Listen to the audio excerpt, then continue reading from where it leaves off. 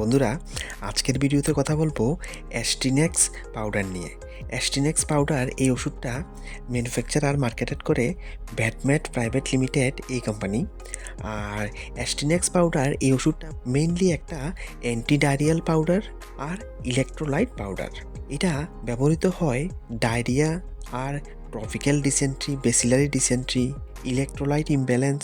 ডায়রিয়ার কারণে electrolyte imbalance মানে এটা যখন কোনো গবাদি পশুর ডায়রিয়া বা ডিসেন্ট্রি হয় বা শরীরে ইলেকট্রোলাইট ইমব্যালেন্স হয়ে যায় ডায়রিয়ার কারণে, তখন এটা একটা অ্যানিম্যাল ফিড সাপ্লিমেন্ট হিসাবে ব্যবহার করা হয়। আর পোলট্রির ক্ষেত্রে loose dropping, enteritis, heat stress, non specific diarrhoea আর গুম্বুরো এই রোগগুলির মধ্যেই এই ওষুধটি ব্যবহৃত হয় বা এই পাউডারটি ব্যবহৃত হয়। তো loose dropping, enteritis, heat stress পোলট্রির মুরগির মধ্যে এগুলি খুব কমন। দেখবেন মুরগির ডায়রিয়া হচ্ছে, সাদা সাদা পায়খানা করছে, বা হিট স্ট্রেস।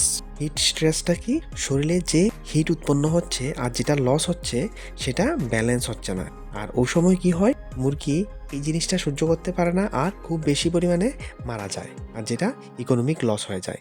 আর এই জন্যই ওই সময় এই অ্যাস্টিনেক্স পাউডারটা ব্যবহার করা হয় যাতে মুরগির শরীরের সেই ব্যালেন্সটা ঠিক থাকে বা ইলেকট্রোলাইট ব্যালেন্সটা ঠিক থাকে।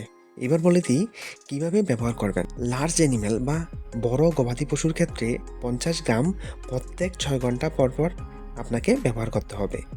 আর ছোট অ্যানিম্যাল যেমন ছাগল বা ভেড়া এগুলির ক্ষেত্রে 25 গ্রাম প্রত্যেক 6 ঘন্টা পর পর দিতে হবে বন্ধুরা।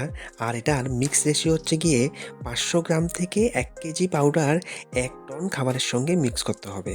তাহলে এই প্যাকেটটা হচ্ছে গিয়ে 200 গ্রামের প্যাকেট।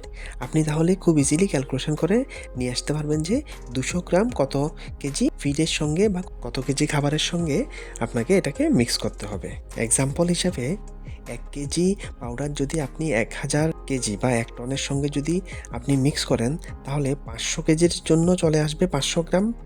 আর 250 কেজি খাবারের সঙ্গে মিক্স করতে হবে 250 গ্রাম। তাহলে এই পাউডারটি আছে 200 গ্রামের প্যাকেট, তাই 200 গ্রাম আপনি 200 কেজি খাবারের সঙ্গে মিক্স করতে পারবেন। আর তারপরে আপনাকে খাবারটা পশুকে দিতে হবে।